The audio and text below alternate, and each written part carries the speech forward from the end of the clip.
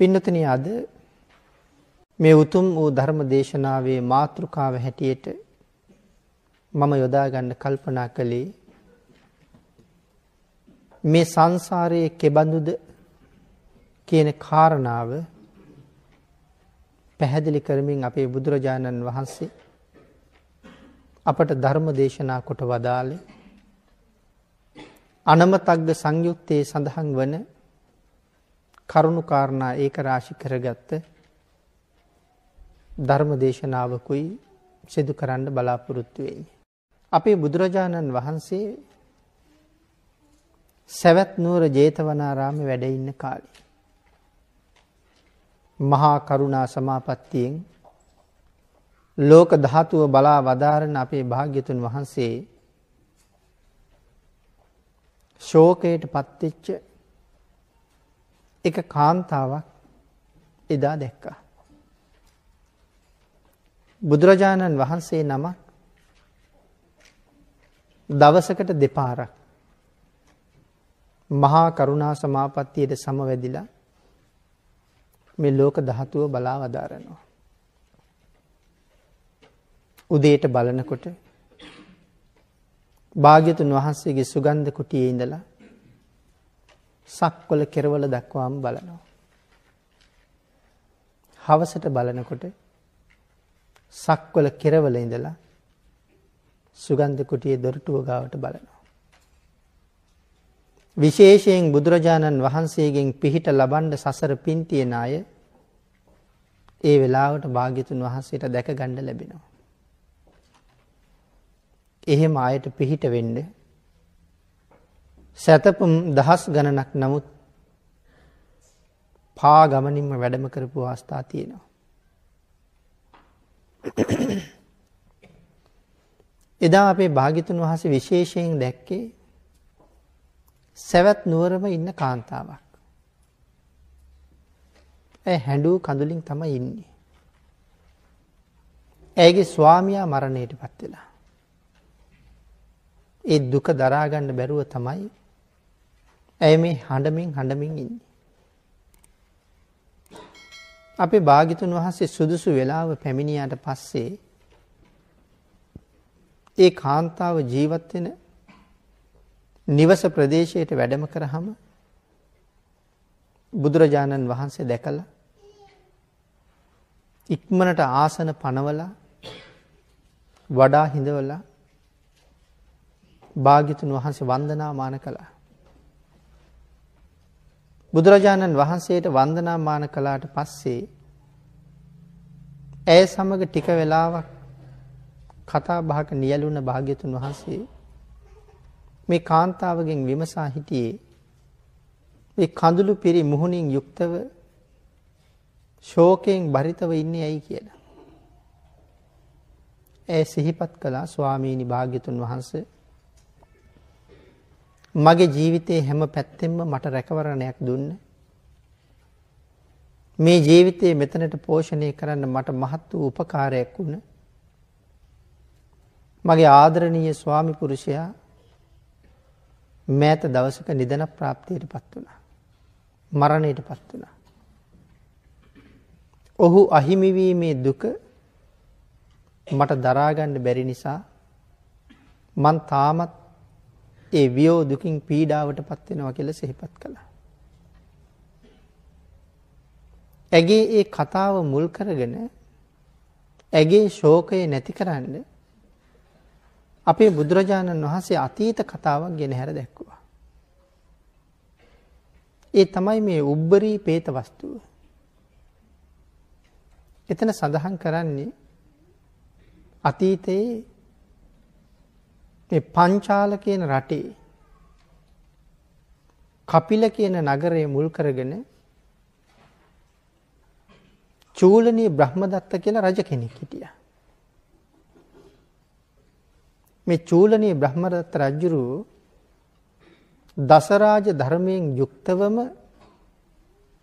රාජ්‍ය කරන කෙනෙක්. ඊටාම ධර්මානුකූලව රාජ්‍ය කරන කෙනෙක්.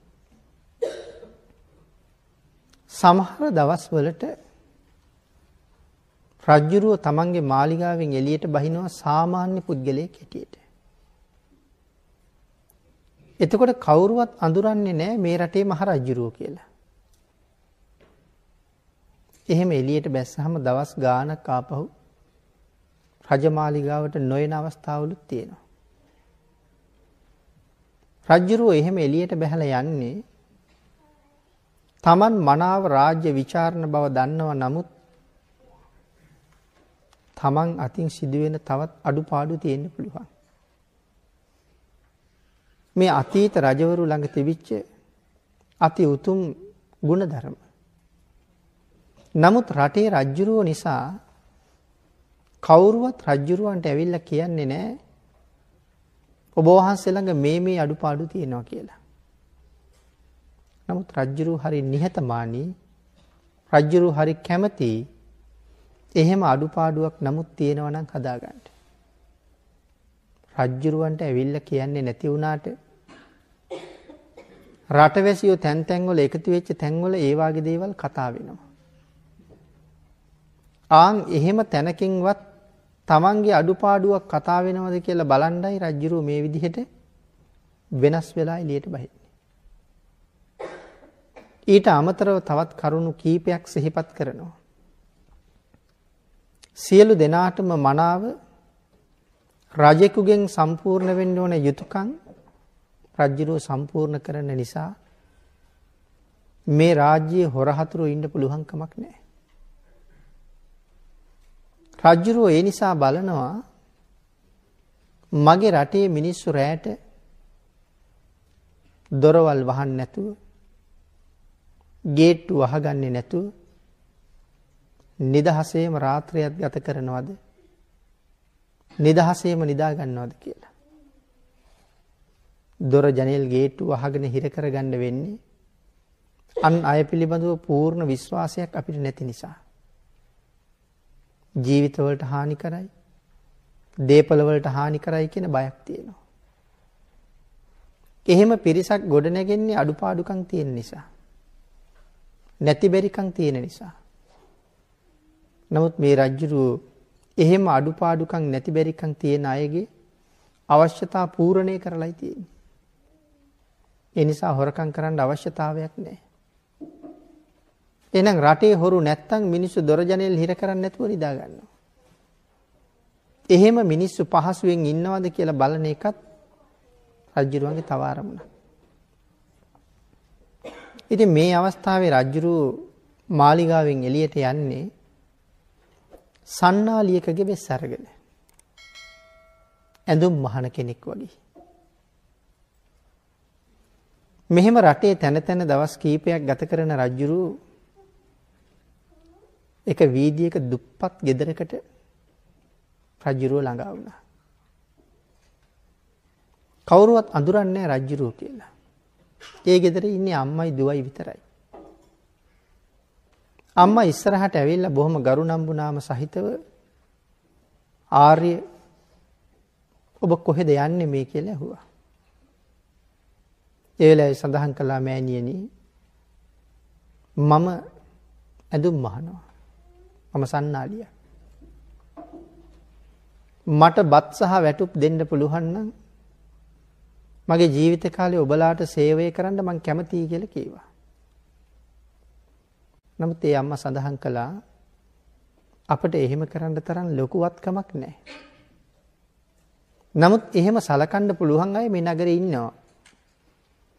එහෙම තැනකට ගියොත් ඔය අරමුණ මුදුන්පත් කරගන්න පුළුවන් වෙයි අපිට එච්චර වත්කම් නැහැ කියලා. එහෙම සඳහන් කරාම මේ පුද්ගලයා අහනවා මට එහෙමනම් දවසක් දෙකක් මෙහි ඉඳ ඉඩ දෙන්න පුළුවන්ද කියලා. ගති ගුණ වලින් හොඳ බව පේනවා. කතා බහෙන් ඒ බව තේරුම් ගත්තා. ඒ නිසා ඒකට අවසර දුන්නා. අපි සඳහන් කළා මේ ගෙදර ඉන්නේ අම්මයි දුවයි කියලා. බොහොම පුණ්‍යවන්ත, රූපයෙන් අගතැන්පත්, හරි ප්‍රඥාවන්ත දුවක්. මේ සන්නාලිය දවස් දෙකක් ඉඳලා අම්මගෙන් අහනවා අර දුව කාට හරි විවාහ කරලා දෙන්න පොරොන්දු වෙලාද ඉන්නේ කියලා. තවම එහෙම පොරොන්දුවක් නැති බව දැනගත්තා. ඒ වෙලාවේ යෝජනාවක් කළා එහෙම කාටවත් පොරොන්දු වෙලා නැත්තම් අකමැත්තක් නැත්තම් මම කැමතියි ඇය විවාහ කරගන්න කියලා. අම්මගෙන් අකමැත්තක් ආවෙත් නෑ. මොකද අකමැති වෙන්න හේතුවකුත් නෑ. දවස් කීපයක් ගෙදර හිටියා. ගුණධර්ම වලින් බොහොම හොඳයි බව පේනවා. ඒ නිසා අකමැති වෙන්න හේතුවක් තිබුණේ නෑ. කැමති වුණා. ඊට පස්සේ අම්මගේ අතට කහවණු 1000ක් දුන්නා. දීලා කිව්වා මම යනවා. හැබැයි මම ආයේ එනවා. මම එනකන් යැපෙන්න මේ මුදල තියාගන්න.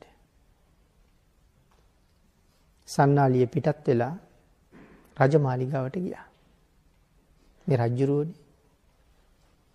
මාලිගාවට ගිහිල්ලා මාලිගාවේ ඉඳලා මේ වීදියේ මේ දුප්පත් ගෙදරට එනකන් රාජකීය උත්සවයකට ගැලපෙන විදිහට මග දෙපස සැරසුවා.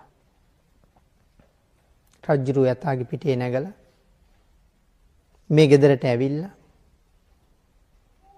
අර දියණිය කහවණු මත තියලා රන් රිදී කලවලින් නාවලා මාලිගාවට එක් කරගෙන ගියා.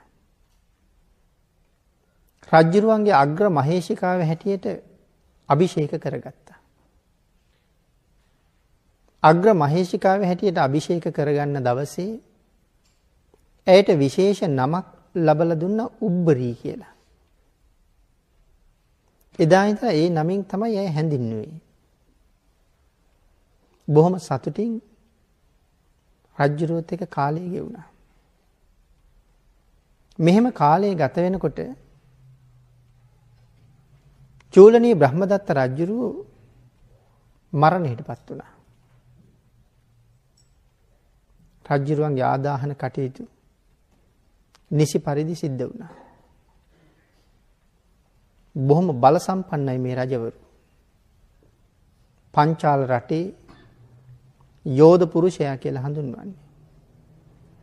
ඒ නිසා රතේ සභ කියලා නමක් තියෙනවා. විශේෂ නමක්. නමුත් මේ කාන්තාවට තමන්ගේ ස්වාමියාගේ වියෝව දරා ගන්න හරි අමාරුයි. මොකද තමන් හිටපු තැන දන්නවා. තමන් මෙතෙන්ට ආපු හැටි දන්නවා.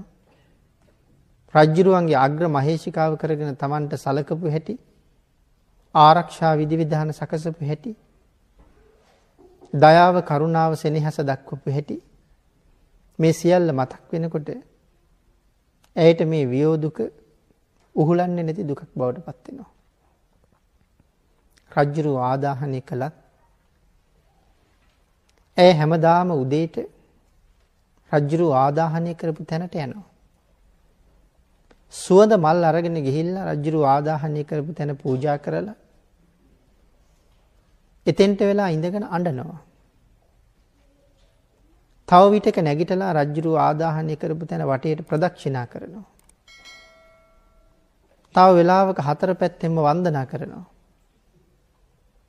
දවස ගෙවෙන තුරුම ඇවිදිමින් ප්‍රදක්ෂිනා කරමින් වඳිමින් හඬමින් කාලය ගත වෙනවා.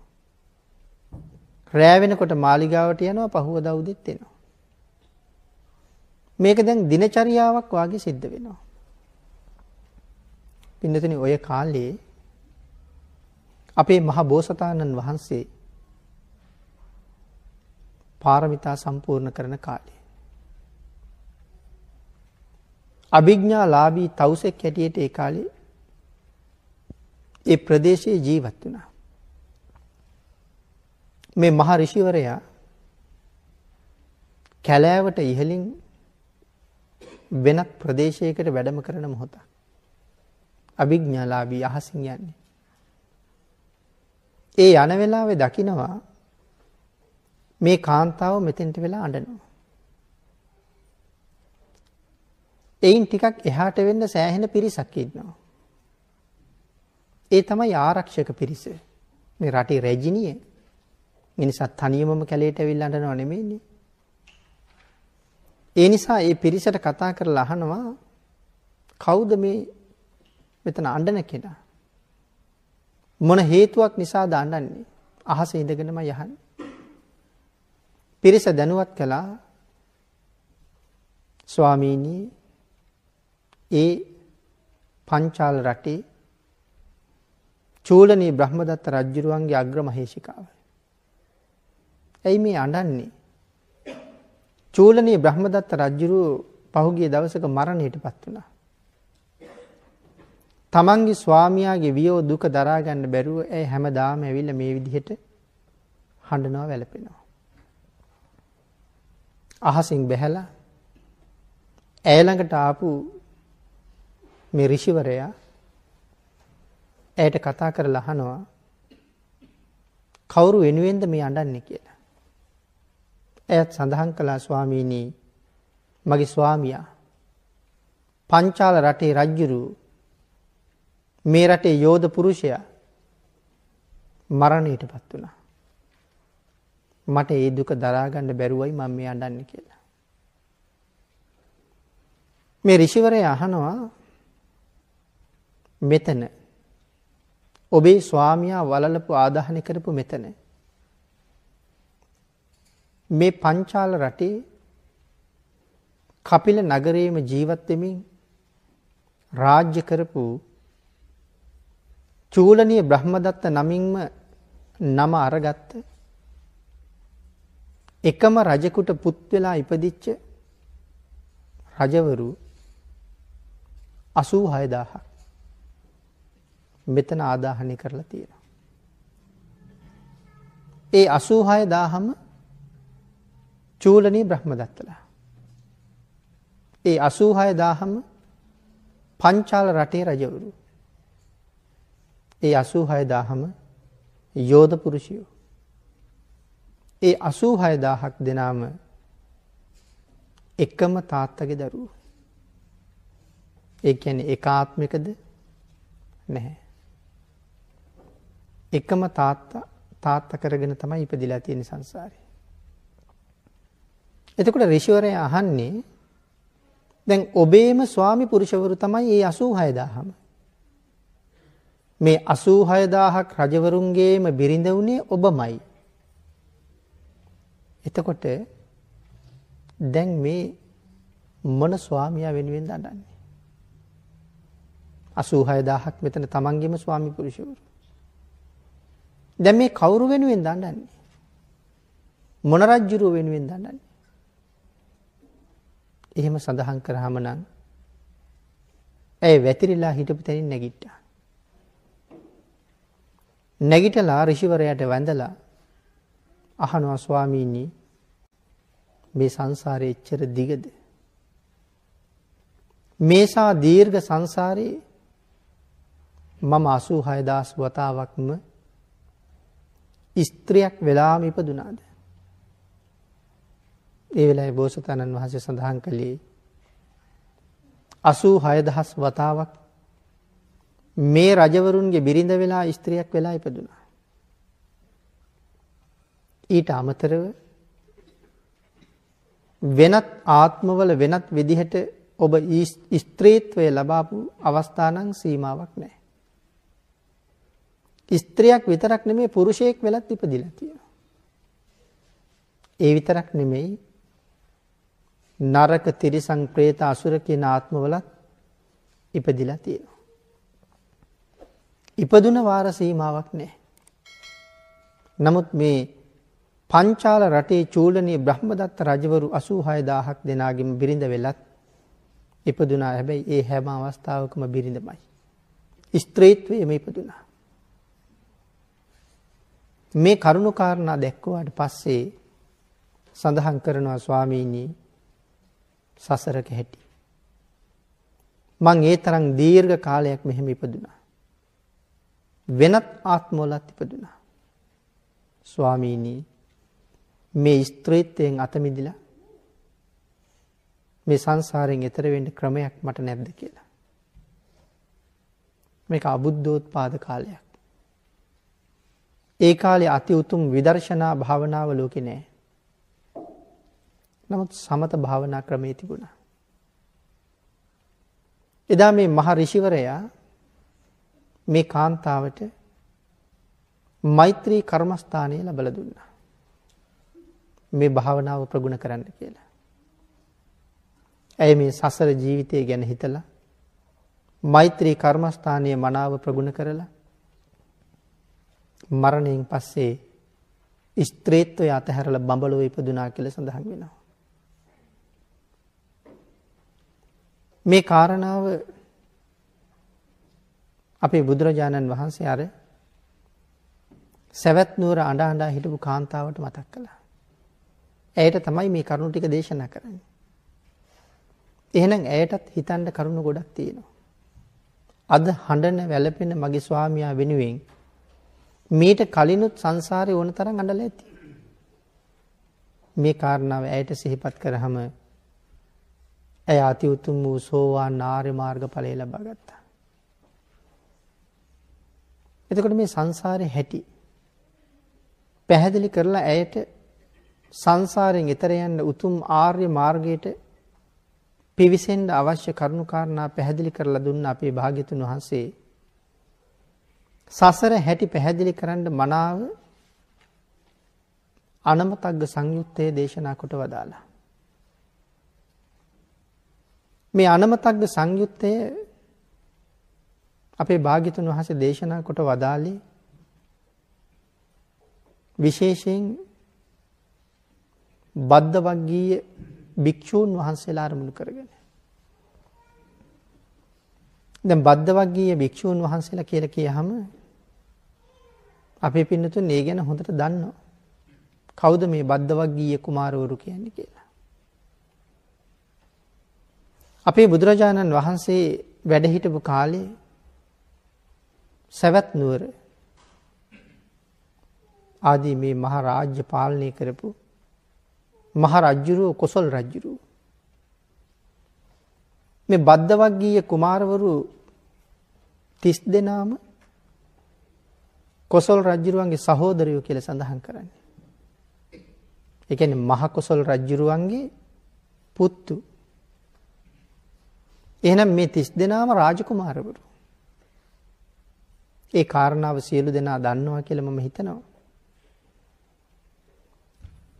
ලෞතර බුදු බව ලැබලා පළවෙනි වස් කාලේ බරණැස ඉසිපතනාරාමේ ගත කරලා වස අවසාන වෙන්න කිට්ටු වෙනකොට ශාසනීය භික්ෂූන් වහන්සේලාගේ ප්‍රමාණය භික්ෂූන් වහන්සේලා 69ක් බවට පත් වුණා. වස් අවසානයේ බුදුරජාණන් වහන්සේ මේ භික්ෂූන් වහන්සේලා 69 ධර්ම ප්‍රචාරය සඳහා පිටත් කරන්නට යෙදුණා. පළවෙනි ධර්ම දූතයන් වහන්සේලා 69. උන්වහන්සේලාට ඒ සඳහා උපදෙස් දීලා දෙදෙනෙකු එකමග වඩින්න එපා කියන කරුණු පැහැදිලි කරලා මොකද පිරිස අඩු නිසා භාග්‍යතුන් වහන්සේත් උරුවෙල් දනව්වට වැඩම කළා. ඒ වැඩම කරන අතර අපේ භාග්‍යතුන් වහන්සේ කප්පාසික කියන වනාන්තරයක ටිකක් විවේක ගත්ත කියලා සඳහන් කරනවා. පළවෙනි රහත් 69 කොයි විදිහටද ශාසනයට ඇතුළුනේ කියන කාරණාව මම හිතන්නේ දන්නවා අපි අය. පංචවග්ගීය භික්ෂූන් වහන්සේලයි යසකුල පුත්‍රයයි යාළුවෝ 54 දෙනයි. යසකුල පුත්‍රයා කියලා කියන්නේ සේනානි දියණියගේ පුතා. සේනානි දියණිය කියලා කියන්නේ අපි තව විදිහකට හඳුන්වනවා සුජාතා සිටිදුව කියලා. මහ බෝසතාණන් වහන්සේට ලෞතර බුද්ධත්වයේ ලබන්න කලින් දවසේ සුවිශේෂී වූ කිරිහාර දානයක් පූජා කරන්නේ මේ සුජාතා සිටිදුව. වාර්ෂිකව අජපාල කියන නුගරුකේ ජීවත් වෙන රුක්ෂ දේවතාවට කරන පූජාව. මේ පූජාව කරන්නේ යසකුල පුත්‍රයාගේ උපන්දිනයේ දවසේ. ඇයි මේ ගහ ළඟ බාරයක් වෙලා යසකුල පුත්‍රයා ඉපදුනා කියලානේ සඳහන් කරන්නේ. එනිසා පුතාගේ ජන්මදිනය සිහිපත් කරලා වාර්ෂිකව මේ පූජාව කරනවා. ඉතින් ඇය නොදන්නවා වුණාට එදා ඇගේ දානි පිළිගන්න එතන හිටියේ මහබෝසතාණන් වහන්සේ. හැබැයි ධර්මයේ විශේෂයෙන් සඳහන් කරනවා එදා දානි පූජා කළේ මහබෝසතාණන් වහන්සේ බව දැනගෙන නෙමෙයි කියලා. පස්සේ දැනගන්නවා. ඒ නිසා ඇයට ලොකු සතුටක් ඇති වෙනවා. ඒක වෙනම දීර්ඝව විස්තර කරන්න ඕනේ වෙනම කරුණක්. ඇගේ පුතා තමයි යසකුල පුත්‍රයා. පුදුම විදිහට සැප සම්පත් තිබුණ කෙනෙක්. නමුත් තරුණ අවදියේදීම ගිහි ජීවිතය පිළිබඳව කලකිරුණා. දුක නිසා නෙමෙයි. නමුත් මේ ජීවිතය පිළිබඳව පුදුම කලකිරීමක් ඇති වුණේ එහි තියෙන નિසරු බව මනාව වටහා ගත්ත නිසා. මොන තරම් සැප සම්පත් තිබ්බද? ඒක හින්දම ගිහි ගෙදරින් එළියට බැස්සා. ඒ ගිහි ගෙදර තව තවත් ඉන්න බැරි මහ ගිනි ගයක් වගේ දැනෙන්න පටන් ගත්තා. ඒ තරම් පිළිකුල් සහගත බවකුත් දැනෙන්න පටන් ගත්තා. තවත් මොහොතක් නොරැඳෙනවා කියලා හිතලා මහ රාත්‍රියේම එළියට බැස්සා. සැනසීමක් හොයාගෙන තමයි එළියට බැස්සේ. සංසාරේ බොහොම පින් තියෙනවා. ඒ නිසා දෙවියන් විසින් ක්‍රමක්‍රමයෙන් යසකුල පුත්‍රයා යොමු කළේ බුදුරජාණන් වහන්සේ ළඟටමයි. බරණැස සිසිපතනෙට. භාග්‍යතුන් වහන්සේ මුණ ගැහුණා. භාග්‍යතුන් වහන්සේ ධර්මය දේශනා කළා. යස සෝවාන් වුණා. එළි වෙනකොට යස ගෙදර නැති නිසා යසගේ තාත්තා යස හොයාගෙන එළියට බැස්සා. තාත්තත් ක්‍රමක්‍රමයෙන් ආවෙත් බුදුරජාණන් වහන්සේ ළඟට. යසකුල පුත්‍රයාගේ තාත්තා එන බව දන්නවා. යසකුල පුත්‍රයාත් ළඟම ඉන්නවා. අදිෂ්ඨාන කළා තාත්තට පුතා නොපෙනෙන්න. තාත්තට ධර්ම දේශනා කළා, කරුණු කාරණා සාකච්ඡා කරලා. යසකුල පුත්‍රයාගේ තාත්තා ඒ දේශනාව අවසානයේ සෝවාන් වුණා. තාත්තට කරපු දේශනාව අහගෙන හිටපු පුතා අති උතුම් වූ රහත් බව ලබා ගත්තා. යසකුල පුත්‍රයා රහත් වුණ නිසා භාග්‍යතුන් වහන්සේ තාත්තට පේන්න සැලැස්සුවා.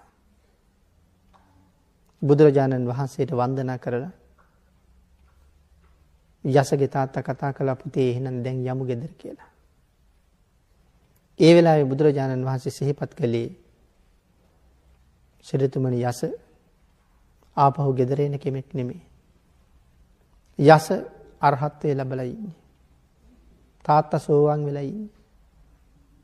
රහත් වුණා කියලා කියහම සෝවාන් වෙච්ච උත්තමයන් වහන්සේට ආය අමුතුවෙන් කරුණු සඳහන් කරන්න උවමනා නැහැ.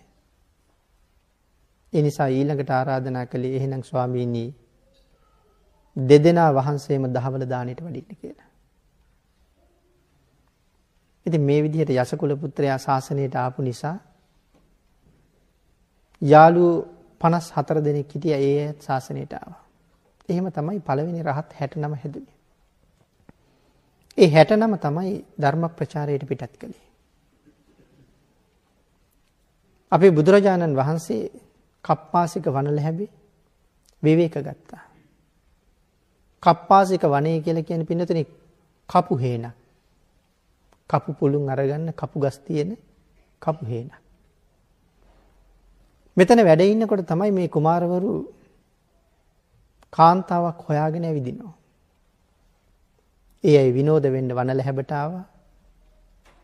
නාගන්න කියලා තමන්ගේ ආභරණ ඇඳුම් ආයිත්තන් ගලවලා තිබ්බා. මේ 30 දෙනාගෙන් එක්කෙනෙකුට විතරක් බිරිඳක් හිටියේ නෑ. ඒ නිසා කුලියට ගත්ත කාන්තාවක් ඇය මේ අයගේ ප්‍රමාදයක් දැකලා අර වටිනා ආභරණත් සමහර ඇඳුම් පැළඳුනුත් අරගෙන සැඟවිලා යන්න ගියා. දැන් පස්සේ ඇය හොයාගෙන තමයි යන්නේ. ඉතින් බුදුරජාණන් වහන්සේ දැක්කහම භාග්‍යතුන් වහන්සේගෙන් ඇහුවේ, ස්වාමීනි කාන්තාවක් ගියා දැක්කේ නැද්ද? එහෙම අහපුවාම අපේ භාග්‍යතුන් වහන්සේ ඒ අයගේ ප්‍රශ්නට නම් උත්තරයක් දුන්නේ නැහැ. බුදුරජාණන් වහන්සේ ආපහු ඇහුවේ, දරුවනේ කාන්තාවක් ගැන හොයනවට වඩා තමන් ගැන හොයන එක වටින්නේ නැද්ද? වටිනවා ස්වාමීනි. තමන් ගැන හොයන එක වටිනවා. එහෙනම් වාඩි වෙන්න කිව්වා. ස්වාමීනි මේ තරම් වටිනා ආභරණ ටිකක් අරන් ගිහිල්ලා තියෙන්නේ. අපි ඒ ටික හොයාගෙන අවශ්‍ය අයට යොමු කරලා එන්නද කියලා නම් ඇහුවේ නෑ. එහෙනම් වාඩි වෙන්න කිව්වා. එහෙමම වාඩි වුණා. පුදුමාකාර කීකරුකම. මේ කීකරුකම සංසාරයෙන් එතර කරලම තමයි නවතින්නේ. මේ තරම් කීකරුකම මොන හේතුව නිසාද? පෙරත් බුදුරජාණන් වහන්සේට කීකරු වෙච්ච නිසා. පෙර කීකරුුනේ බුදුරජාණන් වහන්සේට නෙමෙයි. බුදුරජාණන් වහන්සේට කීකරුුනේ මේ ආත්මේ. පෙර එතකොට කාටද කීකරු වෙලා තියෙන්නේ? පෙර කීකරුුනේ මහ බෝසතාණන් වහන්සේට. ඒ කාරණාව පැහැදිලි කරන්න වෙනම ජාතක කතාවක් සාකච්ඡා කරන්න ඕනේ. අපි ඒ තරම් දිගට ඒ කාරණාව කතා කරන්න යන්නේ නැතුව මේ අනමතග්ග සංයුත්තේ ආරම්භ වෙච්ච හැටි ටිකක් සාකච්ඡා කරමු ඉදිරියට. මහතුන්ඩිල ජාතක කතාව තමයි සාකච්ඡා කරන්නේ. මහ බෝසතාණන් වහන්සේ දා ඊරියෙකුගේ බඩේ ඉපදිලා. කාන්තාවක් ඌරු පැටව දෙන්න හදාගත්තා. ඉතින් ඒක දවසක සුරා දූර්තයෝ 30 දෙනෙක් ඇවිල්ලා මේ කාන්තාවගෙන් මේ ඌරු පැටව ඉල්ලනවා. එකෙක් දෙන්න කියලා මසට දෙන්නේ නැහැ. අන්තිමට ඒ කාන්තාවට හොඳටම සුරා පොවනවා. ඇයට හොඳටම මත් වුණාට පස්සේ ඇයට කහවණු පෙන්නලා ආපහු කියනවා එකෙක් දෙන්න කියලා. ලොකු පුතා නම් දෙන්න බෑ පොඩි පුතා දෙන්න කියනවා. මේ ඌරු පැටව දෙන්නට පුතා කියලා කියන්නේ. ඉතින් ඒ වෙලාවේ ඒගොල්ලෝ කොහෙද ඉන්නේ? අහවල් වනල හැබේ කොහොමද අල්ලන්නේ? කෑම දුන්නොත් තමයි මෙහාට එන්නේ. පිරිස කෑම ගෙනල්ලා දුන්නා. ඇය වාජන වලට කෑම ඌරු පැටවුන්ට වෙන් කළා. කෑම ටික වාජන වලට දාලා පුතේ චූලතුණ්ඩිල කියලා අඬ ගැහුවා. මහතුණ්ඩිල චූලතුණ්ඩිල තමයි දෙන්නගේ නම. ඒක චූලතුණ්ඩිලට එච්චර ඇහුන්නේ නැති වුණාට මහතුණ්ඩිලට තමයි ඇහුනේ. ඇහිලා කල්පනා කරනවා අපේ අම්මා එදා මෙදා තුර අපි දෙන්න හදාගඩ වඩාගත්ත කාලේ අද මේ වෙනකන් කවදාවත් මල්ලිට නම් අඬ ගැහුවේ නෑ. අඬ ගැහුවේ මටමයි. නමුත් මේ ජීවිතේ පළවෙනි වතාවට මට කතා නොකර මල්ලිට කතා කරනවා. හැබැයි මේක ඒ තරම් හොඳ ලක්ෂණයක් නන් නෙමෙයි. එහෙම හිතලා නමුත් කතා කරලා කියනවා මල්ලියේ අපේ අම්මා අඬ ගහනවා දෙපාරක් අඬ ගහනකම් ඉන්න එපා ඒක නරකයි. අම්මා දෙපාරක් වෙහෙසන්න එපා. ගිහිල්ලා බලලා එන්න කියලා. ඒ නිසා තමයි දීවි දුවගෙනම ගියා. මගට යනකොට දැක්ක 30 දෙනෙක් දෙපැත්තට බෙදිලා මදු අතේ තියාගෙන ඉන්නවා. අම්මත් පේන්නේ ඉන්නවා හිස් භාජනිය අතේ තියෙනවා කන භාජනියට කැම දාලා තියෙනවා. නමුත් නතර වුණා පන බයි. නතර වෙලා ආපහු හැරිලා එකම පිම්මට ආපහු සැරයක් වනල හැබටම දිව්වා. දුවලා ගිහිල්ලා හැංගෙන්න තැන් හොයනවා. ඒ වෙලාවේ මහතුණ්ඩිල කතා කරලා අහනවා මල්ලී ඔබ බය වෙලා වගේ. ඔබ හැංගෙන්න තැන් හොයනව නේද කියලා. ඒ වෙලාවේ සඳහන් කළා එහෙමයි. අද නම් මහ පුදුම දානයක් ඒ ගෙදර දෙන්න හදන්නේ. අම්මත් ඉන්නවා. වාජනේට කෑමක් දාලා තියෙනවා. හැබැයි 30 දෙනෙක් මම දැහැගන්න මදු අතේ තියාගෙන ඉන්නවා. ඒ දානේ භුක්ති විඳින්න යන මට මගේ මස් ටික වුන්ට දන් දෙන්න වෙනවා. ඒ හින්දා මේ පණ බයේ හැංගෙන්න හදන්නේ. අද මගේ ජීවිතේ ඉවරයි කියලා. ඒ වෙලාවේ සඳහන් කළා මල්ලි ඌරෝ වෙලා ඉපදිච්ච අපි මිනිස්සුන්ගේ බඩ පුරවනෝ ඇරෙන්න වෙන කරන්න දෙයක් නැහැ. ඒක තමයි සංසාරේ හැටි. ඒ හින්දා ඔබ මේකට බයයි නම් මං කියන විදිහට කටයුතු කරපන්. සඳහන් කළා පිරිසිදු වතුරක බැහැලා නාගනි. දාඩිය දුගඳ නැති වෙනකම්ම නාපන්. පෙර තැවරිලා තියෙන දේවල් ගැලවිලා යනකම්ම නාපන්. කවදාවත් නොමියෙන සුවඳක් ගත දවට ගනි. එදාට පුළුවන් මේ දුකෙන් අත මිදෙන්න. පින්නතනේ සඳහන් කරනවා නමුත් මේ දේශනා කරපු බණපදේ 12 යොදුනක් මුළු බරණැස් රාජ්‍ය පුරාම පැතිරිලා ගියා කියලා. බරණැස් රජුරවන්ට මේක ඇහුණා. රජුරුව මේ ශබ්ද ශාස්ත්‍රය පිළිබඳව හොඳට දන්නවා සත්තුන්ගේ හඬ. මේ කාරණාව ඇහිලා රජුරුවන්ගේ රෝමෝද්ගමණය වෙනවා. මේ අබුද්ධෝත්පාද කාලේ කාගෙන්වත් අහලා නැති කතාවක් මේක. රජුරුව රාජකීය පිරිසත් අරගෙන වනල හැබට ඇවිල්ලා වනාන්තරේ සුද්ධ කරලා සුදු වැලි අතුරලා ඌරු පැටවු දෙන්න ඒ මත තියලා රජු ඇතුළු පිරිස බිම ඉඳ ගන්නකොට අර දූර්තයෝ 30 දෙනාගේ වෙරි හිඳුණා. රජුරුව මොකද්ද මේ කරන්නේ කියලා. අර කාන්තාවගෙත් වෙරි හිඳුණා. ඒ ඇත් පිරිස කෙරවලේ වාඩි වුණා. වාඩි වෙලා තමයි රජුරුව ඇහුවේ මොකද්ද මේ කියන කතාව කියලා. කාරණාව පැහැදිලි කරලා රජුරුව ඇතුළු මුළු පිරිසටම මහතුන්ඩල පන්සිල් සමාදන් වෙන්න කරුණු පැහැදිලි කළා. ආන් එදා ඌරු තුඩින් දේශනා කරපු ධර්මය අහලා අති උතුම් වූ පංචශීලයේ සමාදන් වෙන්න තරම් අර සුරා දූර්තයෝ 30 දෙනා පුදුම කීකරු බවක් දැක්වුවා. එහෙම නැත්තම් බැන බැන නැගිටලා යන්න එපයි. මේ කාලේ මිනිස්සුන්ගෙත් නැති පුදුම කීකරුකමක් අති උතුම් නිර්මල ධර්ම රත්නය අහලත් කීකරු වෙන්නේ නැති මිනිස්සු ඉන්න සමාජයේ ඌරෙකුගෙන් බණ අහපු මිනිස්සු 30 දෙනෙක් එදා ඉඳලා පන්සිල් මත ජීවිතය ගත කළා. ඒ ඇයිද සිල් දුන්නේ ඌරෙක්. ආන් එදා කීකරු වෙච්ච 30 දෙනා තමයි මෙදත් මේ බද්ද වග්ගීය කුමාරවරු. එදා තිබිච්ච කීකරු බවම තමයි කාන්තාවක් හොයනවට වඩා තමන් ගැන හොයන එක වටිනව නේද? එහෙනම් වාඩි වෙන්න කියනකොට වචනයක්වත් කතා නොකර වාඩි වුණ තිබුණ සංසාර පුරුද්ද. ඉතින් එදා භාග්‍යතුන් වහන්සේ ධර්ම දේශනා කරාම 30 දෙනාම සමහර අය සෝවාන් වුණා, සමහර අය සකදාගාමි වුණා, තව පිරිසක් අනාගාමි වුණා. කවුරුවත් රහත් වුණේ නැහැ. පෘථග්ජන භාවයේ හිටියෙත් නැහැ. සියලු දෙනාම ආර්ය තත්වයටපත් වුණා, නමුත් රහත් වෙන්නේ නැහැ. එයින් අවුරුදු 20කට විතර පස්සේ තමයි සිව්පිලි සිඹියාපත් සහිතව මහරහතන් වහන්සේලා බවට පත් වෙන්නේ. ආන්ගේ රහතන් වහන්සේලා බවට පත් වෙන්න භාග්‍යතුන් වහන්සේ අනමතග්ග සංයුත්තේයි මේ ඇයට දේශනා කළේ. ඉතින් ඒ පිළිබඳව කරුණු කාරණා වෙනම ගැඹුරට තව සාකච්ඡා කරන්න තියෙනවා. එහෙනම් එදා ඒ අනමතග්ග සංයුත්තේ දේශනා කරනකොට අපේ බුදුරජාණන් වහන්සේ මේ පිරිසගෙන් අහනවා මේ අය දැන් භික්ෂුන් වහන්සේලානේ.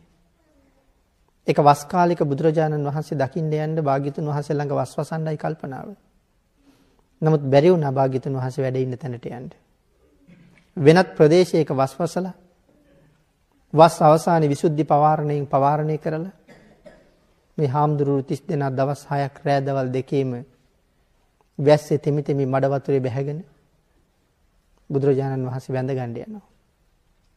ගිහිල්ලා වන්දනා කරලා සතුරු සාමීචී ටිකක් කතා කරලා බුදුරජාණන් වහන්සේ වස් කාලේ ගත කරපු හැටි තොරතුරු ඇහුවාම ඒ තොරතුරුත් භාග්‍යතුන් වහන්සේට සඳහන් කරලා කියනවා ස්වාමීනි වස් කාලේ නම් ඒ තරම් දුකක් තිබුණේ නැහැ. අපි හරි සතුටින්ම ගුණධර්ම පූර්ණේ කළා. නමුත් 6 දවසක් ආපු පාර පුදුම දුකක් මේ 6 දවසේ අපි වින්දා කියලා. සිවුරු තෙමිලා වේල ගන්න හැටියක් නැහැ. පාරවල් කැඩිලා සඳහන් කරනවා වතුර වලවල් වලට බැස්සහම නිසීදන මාංශය දක්වා තෙමෙනවා කියලා. මොකද්ද මේ නිසීදන මාංශය කියලා කියන්නේ? ඉඳ ගන්න මාස නිසීදනය කියලා කියන්නේ ඉඳ ගන්නවටනේ. නිසීදනය කියලා කියන්නේ ඉඳ ගන්න එලා ගන්න රෙදි කෑල්ලට. එතකොට ඒකමන්තං නිසීදී කියලා කියන්නේ එකත් පසෙක වාඩි වුණා කියන එක. අපි වාඩි වෙන්නේ මේ ශරීරයේ මස් ගොඩ උඩ. එහෙනම් වාඩි වෙන්න පාවිච්චි කරන මස් නිසීදන මාංශය. අපේ පසුපස මාංශයේ නිසීදන මාංශය. එහෙනම් නිසීදන මාංශය දක්වා තෙමුණා කියලා කියන්නේ ඉන හරියට එනකන් වතුර වලවල් වලින් බහැලා ගොඩ වුණා කියන එකයි. ඉතින් ඒ දුක විස්තර කරනවා මේ පාරේ එනකොට දැනුණ දුක. ආන් ඒ නිසා තමයි අනමතග්ග සංයුත්තේ දේශනා කළේ. මහණෙනි මේ සංසාරේ ඔබලා ගවය වෙලා කොච්චර ඉපදුනාද? ඒ කාලේ මොන තරම් දුක් විඳද? වෙනතන ගවයෙක් වෙලා ඉපදිලා විඳින දුක් අන්දරාව. මිනිස්සුන්ගේ ජීවිතේ සම්පූර්ණ කරන්න, සතුටු කරවන්න ගවයෙක් මොන තරම් දායකත්වයක් දෙනවද? ගැහැණු සත්තු පැටව හදලා දෙනවා. කිරි ටික දෙනවා. තවත් කොටු අටු කොටු පුරවන්න, ගොවිතැන්පත් සරු කරන්න පොහොර ටික දෙනවා. මේ විදිහට මිනිහෙකුගේ ජීවිතේ සුවපත් කරවන්න කොයිතරම් කැපකිරීමක් කරනවද? අම්මලාට කිරි නැති නිසා ළමයින්ගේ ප්‍රාණවායුව රැකගන්නෙත්, පන්නර රැකගන්නෙත් ඒ ගවයාගේ කිරි නිසා. පිරිමි සත්තු බර අදිනවා, කුඹුරු හානවා, කොළ පාගනවා. නමුත් අන්තිමට මස් කඩේට යනවා. අපේ ජීවිත රැකලා, පණනල රැකලා, සුවපත් කරලා, ධනවත් කරලා ඒ අය මස් කඩේට යනවා. ඒ යනකොට ඝාතනාගාරයේ කිට්ටු වෙනකොට යන්නේ නැහැ කොහොමවත්. සමහර අය බිම වැටිලා නිදා ගන්නවා. බිම වැටෙනවා, පෙරලෙනවා. ඇදගෙන යන්න බෑ. සඳහන් කරනවා සමහර ඝාතකයෝ ඒ වෙලාවට වලිගය අල්ලලා කඩනවා කියලා. ඇටකොටුව කඩනකොට දරා ගන්න බැරි වේදනාව නිසා ටිකක් දුවනවා. නමුත් ඊට වඩා මරණ දුක, මරණ බය වැඩි. ඒ නිසා ආයෙ පෙරලෙනවා. ඒ වෙලාවට හුළු වතු වරුගෙන එල පුච්චනවා. ආයෙ නැගිටලා දුවනවා. ආයෙ වැටෙනවා. උල් ආයුධ ගෙනල්ලා පිටිපස්සෙන් අනිනවා. කොහොම හරි අර ඝාතනාගාරයටම අරගෙන යනවා. ගැට ගහන කණුවට බෙල්ල ලං කරලා බොහොම හිර කරලා බඳිනවා. යන්තම් අඩියක් දෙකක් ලනුව ඉඳ තියෙනවා. නිදා ගන්නවත් බෑ. නමුත් එහෙම කෙටි කරලා බැඳලා ඉන්න ගවයා තමන්ගේ සහෝදරයන්ට සිද්ධ වෙන ඉරණම හොඳටම දකිනවා. අතපය බඳින හැටි, බිම පෙරලන හැටි, බෙල්ල කපන හැටි, එතකොට කෑ ගහන හැටි, බඩ පලන හැටි, හම ගලවන හැටි මොහොතයි ගත වෙන්නේ මේ දේවල් වලට. ගලාගෙන එන උණුලේ කණුවේ බැඳලා ඉන්න කෙනාගේ පාද තෙමාගෙන තමයි ගලාගෙන යන්නේ. තමන්ගේම සහෝදරයන්ගේ ලේ උණුවේ තමන්ගේ පාදවල දැවටෙනවා. සමහර අයගේ ඔළුවට කුළු ගෙඩියෙන් ගහනවා. කපනවත් දකිනවා. ඔළුව පලන හැටිත් දකිනවා. ඒ මැරුණ කෙනාට වඩා ඒක බලාගෙන ඉන්න කෙනාට වේදනාව වැඩි. තව මොහොතක මමත් මේ දුකම විඳින්න ඕනේ. නොදක අලුතෙන්ම අත්දැකීමට මුණ දෙනවට වඩා සිද්ධ වෙන්නේ මොකද්ද කියලා දැකලා මුණ දෙනකොට ඊට වඩා වේදනාවයි බයයි දෙකම වැඩි. නමුත් කාට කියන්නද? තිරිසන් ලෝකේ තියෙන අසරණකම. ඒකයි සඳහන් කළේ ඌරෝ වෙලා ඉපදිච්ච අපි මිනිස්සුන්ගේ බඩ පුරවන වැරෙන්න වෙන මොනවා කරන්නද? එහෙනම් මේ හැම සතෙකුටම කතා කරන්න තියෙන ওই කතාවමයි. එතකොට භාග්‍යතුන් වහන්සේ මේ කරුණ මතක් කරනවා. එහෙම විඳපු දුකයි මේ පාරේ එනකොට 6 දවසක් විඳපු දුකයි අතර තියෙන වෙනස. ස්වාමීනි, ඒ ගැන අහනකොට නම් 6 දවසක් විඳි දුකක් නෙමෙයි ස්වාමීනි. ඒක මහ පුදුම සැපක්. එතකොට මේ සත්ව ලෝකේ තියෙන දුක්ඛන්දරාව පින්නතුනි සීමාවක් නැහැ. සමහර සත්තු ඔය බැටළුව වගේ කකුල් දෙකෙන් එල්ලලා සමහර රටවල් වල S2කට පිහියෙන් අනිනවා. එතකොට ඒ S2කට පිහියෙන් ඇනලා එතනින් ලේ ටික වැක්කිරිලා ගිහිල්ලා ලේ නැතුව හිඳිලා වේලිලා තමයි මැරෙන්නේ. මේ මිත්‍යා දෘෂ්ටික මිනිස්සුන්ගේ මතයක් තියෙනවා දුක් විඳලා මැරුණාම මේ මස් හරි රසයි කියලා. හාවෝ වගේ සත්තු. අපි දකිනවා මොන තරම් ලස්සනට හදනවද. මේ රටවල් වලත් එහෙම ඇති. අපේ රටෙත් එහෙම තියෙනවා. අපිත් ඔය ලොකු අඹේ වෙල වාගේ තැන්වල හාව හදනවා වෙනම. හරක් වෙනම හදනවා, හාව වෙනම හදනවා. හැබැයි දැල් සහිත කූඩුවක දාලා ඉන්නේ එළියට යන්න බෑ. හැබැයි හොඳට කාලා පුළුන් කොට්ට වාගේ ලොකුයි. නිසි කාලේ එනකොට ඒගොල්ලෝ එහෙමමයි. හුඟක් වෙලාවට බෙල්ල වටේට හැම කපලා අපි අර ටී-ෂර්ට් එකක් ගලවනවා වගේ පණ පිටින්ම තමයි හැම ඇදලා ගන්නේ. රතු පාට මස් කඳ විතරක් පේන්නේ. හැම වෙනම ගන්නවා. දුක්ඛන්දරව කොහොම දරනවද? එතකොට මේ කතා කරන මමත් අහගෙන ඉන්න ඔබත් මේ සංසාරේ ඔහොම ජීවිත ගත කරලා නැද්ද? අපේ භාග්‍යතුන් වහන්සේ ඒ පිළිබඳව කරුණු දැක්වුවේ මෙහෙමයි. හරකෙක් වෙලා ඉපදිලා ඔබේ මගේ බෙල්ල කපාපු තැනින් ගලාගෙන ගියපු රුධිර ධාරාව මහ මුහුදේ ජල කඳට වඩා වැඩි කියලා. මහ සාගරයේ මොනතරම් ජලස්කන්ධයේද? පින්තුනි සාගරයේ ඔක්කොම අපි දැකලත් නැහැ. අපේ ඇහැට මහ මුහුද පේන්නේ ටිකයි. ඒ පේන ටිකේ කොච්චර වතුර තියෙනවද? මහ හඬක් නගාගෙන නැගිලා ඇවිල්ලා පෙරලෙන එක රළ ගෙඩියක තියෙන වතුර බැරල් ගානට එකතු කරුවොත් බැරල් කීයක් එකතු කරන්න එක රැල්ලක වතුර තියෙනවද? එතකොට මගේ ඇහැට පේන ප්‍රමාණය මුළු මහා සාගරය ගැන කතා කරනකොට භාග්‍යතුන් වහන්සේ දේශනා කළේ හරකෙක් වෙලා බෙල්ල කපාපු තැනින් ගරාගෙන ගියපු ඒ හරක් ලේ මහා සාගරයේ ජල කඳට වඩා වැඩි කියලා.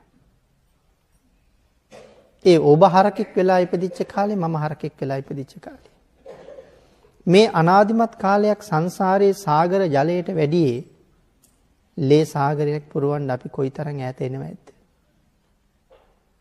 ඒ එන සංසාරේ කී වතාවක් හරක් වෙලා ඉපදෙන්නේ නැද්ද?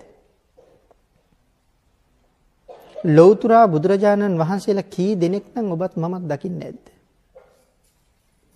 මෙච්චරයි කියලා සීමාවක් කියන්න බෑ. අපිට මේ කරුණු ටික අද කියලා දෙන්නේ අපේ භාග්‍යතුන් වහන්සේ. අපි සංසාරයෙන් එතර කරන්න මේ සසර දුක දැකලා අති දීර්ඝ කාලයක් පාරමිතා පුරලා ලෞතර බුදු වෙච්ච මේ මහෝත්තමයන්න් වහන්සේට ඔබත් මමත් මේ සංසාරේ කී පාරක් තාත්තේ කියලා ඇද්ද? අම්මේ කියලා ඇද්ද? මේ සංසාරේ තරම්ම දිගයි. උන්වහන්සේගේ දරු වෙලා අපි කොච්චර ඉපදිලා ඇද්ද? උන්වහන්සේ ඔබේ මගේ දරු වෙලා කොයිතරම් ඉපදිලා ඇද්ද? නමුත් සංසාරේ දුක මනාව අවබෝධ කරලා අපිට මග කියලා උන්වහන්සේ සසරින් එතර වුණා. නමුත් අපි තාමත් මේ සංසාරේ ඒ මනුස්ස වෙච්ච කාලවල එහෙනම් තිරිසන් ආත්ම කොච්චර තියෙන්නේ නැද්ද? කල්ප කෝටි කීයක් මේ ගමන අපි එනව ඇද්ද? අපේ භාග්‍යතුන් වහන්සේ දේශනා කළේ මේ සංසාරයගේ පෙර කෙරවලත් පසු කෙරවලත් පණවන්න පුළුවන් කමක් නැහැ කියලා. පණවන්න බෑ කියලා සඳහන් කළේ භාග්‍යතුන් වහන්සේ ඒ කෙරවල දකින්නේ නැහැ කියන එකද? අපේ සංසාරේ පටන් ගත්ත හැටිත් කවදා හරි නිමා වෙන හැටිත් බුදුරජාණන් වහන්සේ හොඳටම දන්නවා. එහෙනම් පණවන්න බෑ කියලා කිව්වේ. ඒ කාලේ ගැන අපිට කීවට අපිට ඒක තේරෙන්නේ නැහැ. ඒකයි පණවන්න බෑ කියලා කිව්වේ. අනමතග්ගෝ යං සංසාරී පුබ්බා කෝටීන පඤ්ඤායිති. මහණෙනි මේ සසර කෙරවල පණවන්න පුළුවන් කමක් නැහැ. පුබ්බා කෝටීන පස්සති කියලා කිව්වනම් මහණෙනි මේ සසර කෙරවල දකින්න බෑ. නමුත් පස්සති කියලා නෙමෙයි දේශනා කළේ න පඤ්ඤායිති කියලා පණවන්න පුළුවන් කමක් නැහැ. අපිට තේරෙන්නේ නැහැ. අපිට අසංඛ්‍ය කියලා කියහම අසංඛ්‍ය තේරෙන්නේ නැහැ. එහෙමනම් සසර ගැන කියන්න ගියහම අසංඛ්‍ය ඊවල් කීයක් කියන්න වෙයිද? ඒක කොහොමවත් තේරෙන්නේ නැහැ. මේ එන ගමන් මගේ අපි මේ ජීවිතේ අම්මේ කියලා කතා කරන අපේ අම්මා මීට කලින් කොච්චර අපිට හම්බ වෙලා ඇද්ද? ඒකත් භාග්‍යතුන් වහන්සේ කොහොමද කරුණ දැක්ුවේ? මේ ජීවිතේ අම්මා මැරුණහම දුකට අඬනවා. මේ අම්මා වෙනුවෙන් ඒ වගේම පෙරත් අඬලා තියෙනවා.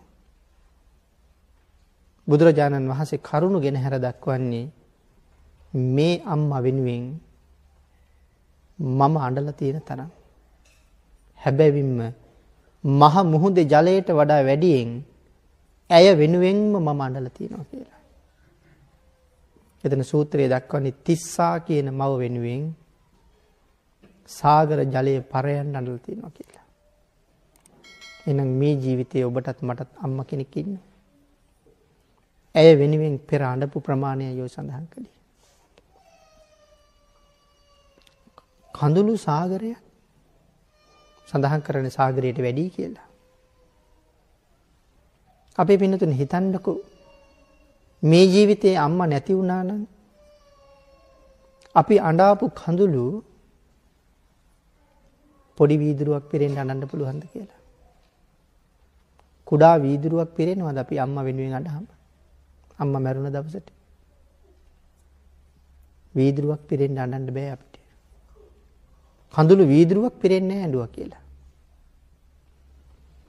කුඩා වීදුරුවක් පිරෙන්න එක භවයක අඬන්න බැරි නම් මහා සාගරයේ ජලයට වඩා වැඩියෙන් කඳුළු එකතු වෙන්න මොන තරම් කාලාන්තරයක් ඇය වෙනුවෙන් මඩන්න ඇද්ද?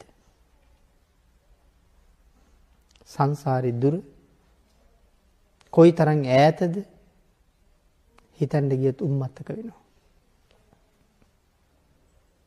එතකොට අපි මේ අද ඊයේ ඉඳලා එන පිරිසක්ද මේ ඉන්නේ? ඒකයි මම සඳහන් කළේ බුදුරජාණන් වහන්සේලා කෝටි කීයක් අපිට මග ඇරෙන්න ඇද්ද කියලා. නමුත් උන්වහන්සේලා අපිට මග දේශනා කරලා පිරිනිවන් පවදාලා අපිට තාමත් සංසාරයෙන් එතර යන්න බැරි වුණා. මේ ජීවිතේ තාත්තා වෙනුවෙන් කොච්චර අඬලා ඇද්ද? ඔය තුරුල් කරගෙන ඉන්න දරු පැටවුන්ට කී කාලයක් අම්මේ කියලා කතා කරලා ඇද්ද? අද හුරතල් දරුවා. නමුත් පෙර භවයක ඇය සහ ඔහු මගේ අම්මා සහ තාත්තා. අද මම ඒ අයගේ තාත්තා. තව භවයක ඒගොල්ලෝ මගේ තාත්තා. එහෙනම් මේ සම්බන්ධතාවයේ කොයි තරම් කාලයක ඉඳලා එනවද? ඒ හලාපු කඳුළු විතරක් නෙමෙයි. අන්තර් කල්පයක් තුල අපි මොනතරම් ඉපදෙන්නේ නැද්ද? අන්තර් කල්පයක් කියලා කියන්නේ මහා කල්පයේ ඇතුලේ තියෙන පුංචිම පුංචි කාලයක්. මහා කල්පයේ හැටියට. මහා කල්පයක් ඇතුලේ අන්තර් කල්ප තියෙනවා 256ක්. එක අන්තර් කල්පයක අපි මොනතරම් මෙරි මෙරි ඉපදෙන්නේ නැද්ද? මේ ධර්මයේ පැහැදිලි කරන හැටියට මේ අන්තර් කල්පයේ ඇතුලේ මදුරු අපෙන් ලේ බීලා තියෙනවා කියලා සඳහන් කරන්න ඕනේ සාගර ජලයට වැඩිය. එක අන්තර් කල්පයක මදුරුව බීපු ලේ මහා සාගර ජලයට වඩා වැඩි. ඒ කියන්නේ මදුරුවන්ට නිතරම ලේ දුන්නද අපි? මදුරුවන්ගෙන් බේරෙන්න කොච්චර ක්‍රම පාවිච්චි කළාද? එළිය පහළියේ ඉන්නකොට ඇඟේ වැහුවොත් පන්නලා දානවා. සමහර අය මරලා දානවා. සමහර වෙලාවට තද නිින්දේ ඉන්න වෙලාවක තමයි ඇවිල්ලා ලේ බීලා යනවා නම් බීලා යන්න තියෙන්නේ.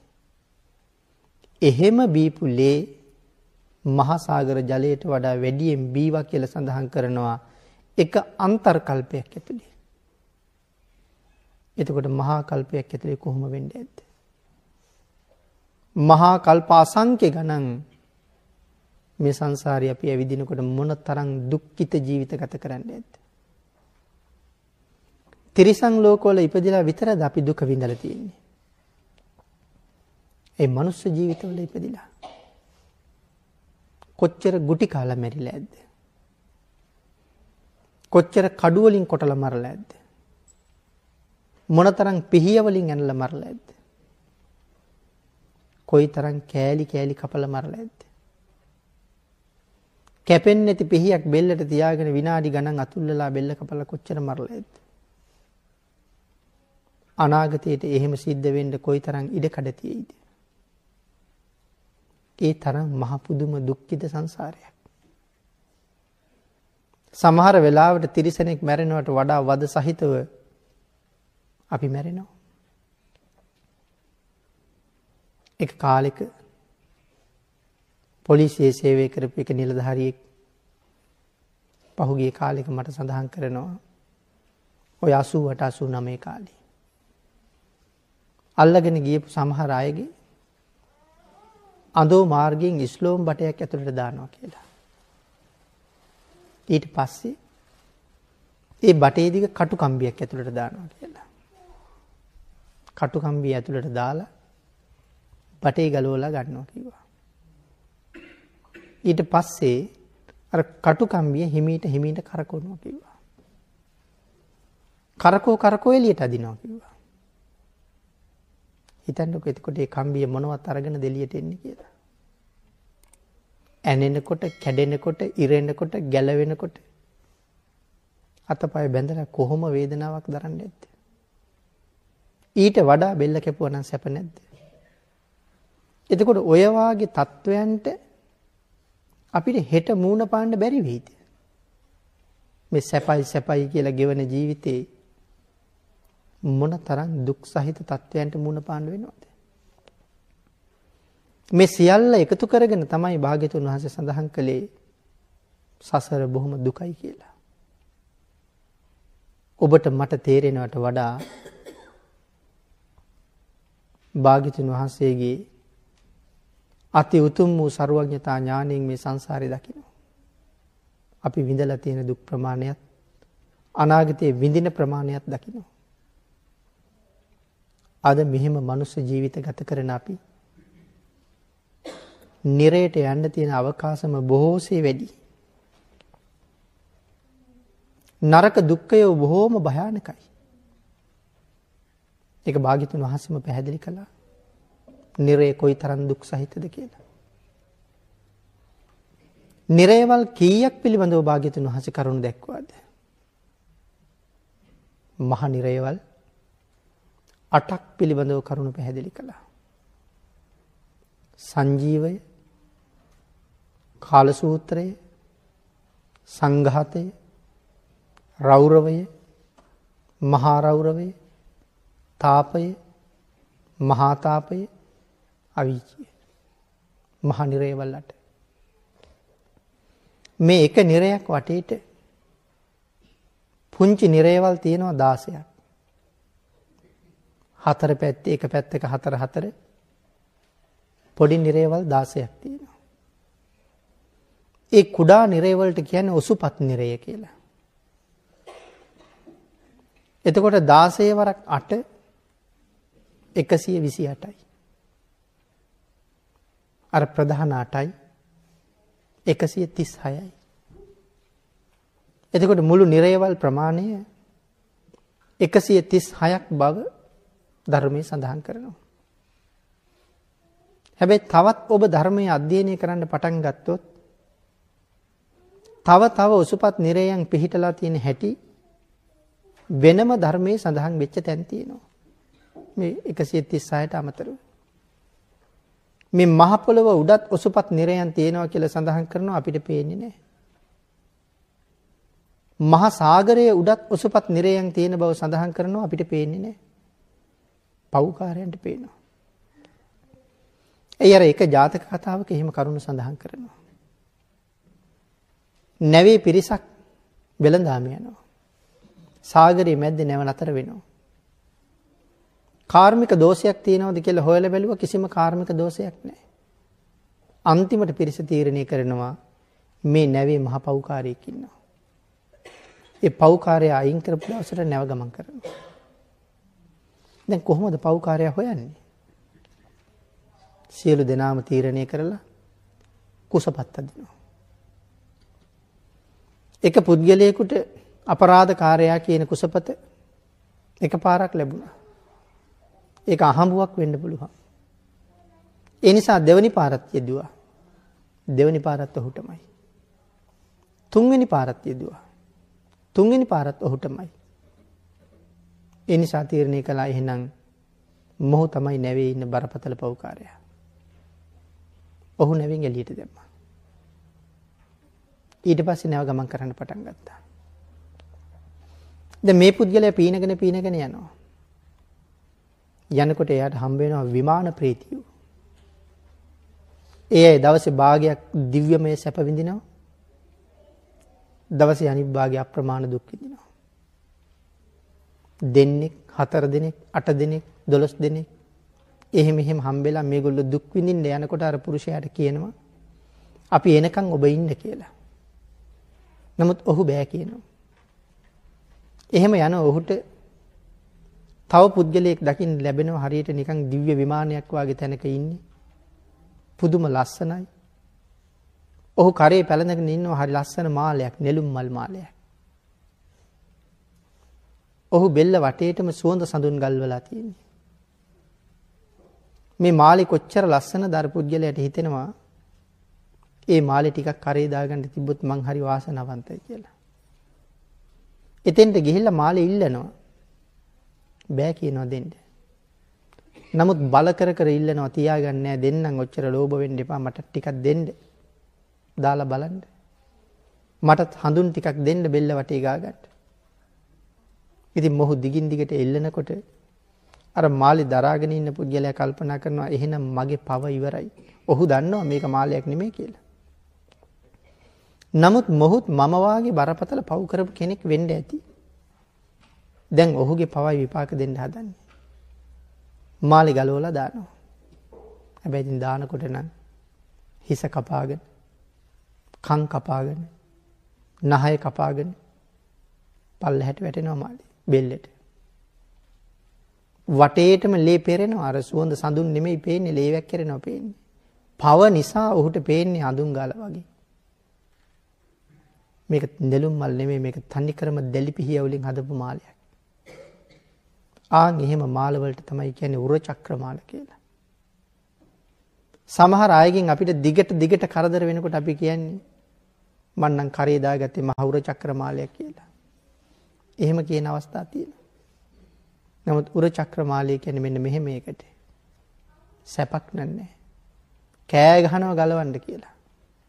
දැම්මට පස්සේ ගලවන්න බෑ. මොකද්ද මේ කරලා තියෙන පව?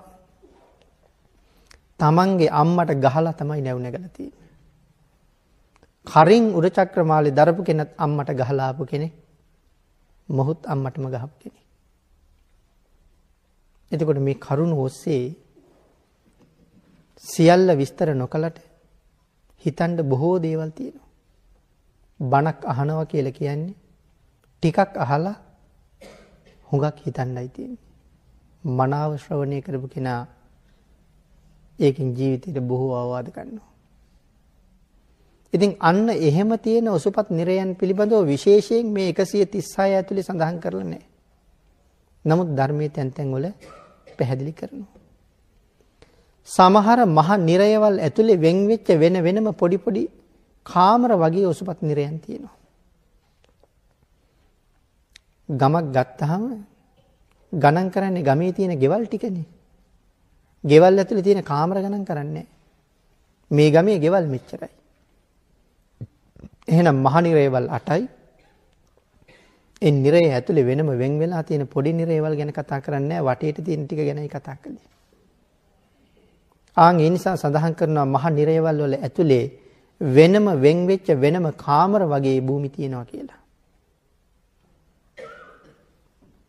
ඉතින් ඒ නිසා ඒ තැන් පිළිබඳව සමහර වෙලාවට ධර්මයේ වෙනම නම් සහිතව ලියලා තියෙනවා. මේ සියල්ල විමර්ශනාත්මකව අධ්‍යයනය කරපු කෙනෙකුට තේරෙනවා 136ට වඩා තියෙනවානි කියලා. එහෙමනොත් පැටලිල්ලක් ඇති වෙන්න පුළුවන්. ඒකයි මේ කරුණ මෙහෙම සඳහන් කරලා පැහැදිලි කරන්න යෙදුනේ.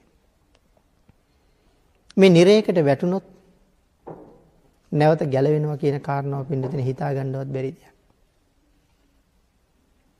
පල්ලහැම නිරේ තමයි සංජීවය කියලා කියන්නේ. ආයුෂ අඩුම නිරය. මේ කතා කරන මමත් බණ අහන ඔබත් සංජීවයේ ඉඳලා තියෙන වාර ගන්න මේ ජීවිතයේ ඉපදිච්ච දවසේ වැටි වැටි නැගිටපු දවසේ ඉඳලා මේ මහ පොළොවේ යම් තරම් වැලි පෑගුවාද අද මේ ශාලාවට ඇවිල්ලා වාඩි වෙනකම් එදා මෙදා තුර ඔබේ පායට පෑගිච්ච වැලියට ගන්න කොච්චරද ඒ වැලියට ගන්නට වඩා වැඩියෙන් අපි සංජීවයේ ඉඳලා තියෙනවා ආත්ම ගණන් මේක තමයි පල්ලහැම නිරය ආයුෂ අඩුම නිරය මොනව කරපු අයද මෙහි ඉන්නවා කියලා සඳහන් කරන්නේ විශේෂයෙන් ප්‍රාණඝාත කරපු අය සංජීවයේ දුක් විඳිනවා කියලා සඳහන් කරන්නේ ඒකට අලි කොටි විතරක් මරපු අය නෙමෙයි මිනිස්සු මරපු අයත් මැස්සෝ මදුරුව මරපු අයත් ඔක්කොම ඉන්නවා එහි කොච්චර ආයු ප්‍රමාණයක් තියෙනවා කියලා සඳහන් කරනවද මේ ගණන් සහිතව පැහැදිලි කරනවා චාතුම් මහරජික කියන දිව්‍ය ලෝකයේ ආයු ප්‍රමාණය මනුස්ස වර්ෂයෙන් අවුරුදු 90යි කියලා. දවස් 365 අපේ අවුරුදු 90ක් සතරවරන් දෙවියන්ගේ දිව්‍ය ලෝකෙට ආයුෂ තියෙනවා. මනුස්ස වර්ෂ වලින්. මේ අවුරුදු 90 සංජීවය කියන අපායට එක දවසයි කියලා සඳහන් කරන්නේ. 90 එව්ව 360ක් සංජීවයට අවුරුද්දයි. 90 එව්ව 360ක් සංජීවයට අවුරුද්දයි. එවන් අවුරුදු 500ක් සංජීවයට අවශ්‍ය තියෙනවා. මනුස්ස වර්ෂ වලින් සඳහන් කෙරුවොත් බිලියන 1620ක් විතර. සංජීවයේ ආයු ප්‍රමාණය. අය මගදී එන්න වෙන්නේ නැහැ. එහෙමනම් අද මැස්සන්ට මදුරුවන්ට ගහනකොට මැස්සෝ වැඩි හින්දා මැස්සන්ට වහ තියෙනකොට කැරපොත්තන්ට කෘමියන්ට වහ දානකොට කල්පනා කරන්න වෙන්නේ මේ සා දීර්ඝ කාලයක් දුක් විඳින්න තරම් වටිනවද මේ වැඩි කියලා. මදුරුවෙකුට ගහන එක මේ තරම් කාලයක් දුක් විඳින්න තරම් වටිනවද කියන තැනට යන්න වෙන්නේ. එතකොට විවිධ ප්‍රශ්න ගොඩක් එන්න පුළුවන්. එතකොට මදුරුව අපිට කනවා. එතකොට ලෙඩ හැදෙනවා. අපි මදුරුවාට ගහනවා. කවුද මේ මදුරුවා වෙලා ඉපදිලා තියෙන්නේ? පෙර ඔබ මම වගේම ජීවත් වෙච්ච කෙනෙක්. මිනිස්සු වෙලා ඉපදුනා. රට රාජ්‍ය වල කටයුතු කළා. ඉගෙන ගත්තා.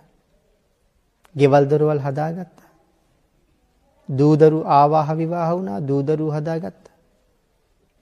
සම්පත් එකතු කරගත්තා. ප්‍රීති වුණා, සතුටු වුණා. කරන්න ඕන හැම දෙයක්ම නිසි කාලෙට නිසි වෙලාවට කරගත්තා. මොනවද අමතක වෙලා තිබිලා තියෙන්නේ? හැමදේම කරන්න මතක තිබුණා. සිල් රකින්න විතරක් අමතක වුණා. ඒකේ ප්‍රතිඵලය තමයි තිරිසන් ආත්මය උපද්දවල තියෙන්නේ. එතකොට මේ මදුරුවත් පෙර අපිටත් හඬ නගනගා පහර දෙන්න ඇති. අතේ ඉඳලා අනික් අතින් ගහනකොට සද්දයක් ඇහෙනවා. එතකොට අද ඒ මදුරුවත් ඒ හඬ නගලම තැලෙනවා.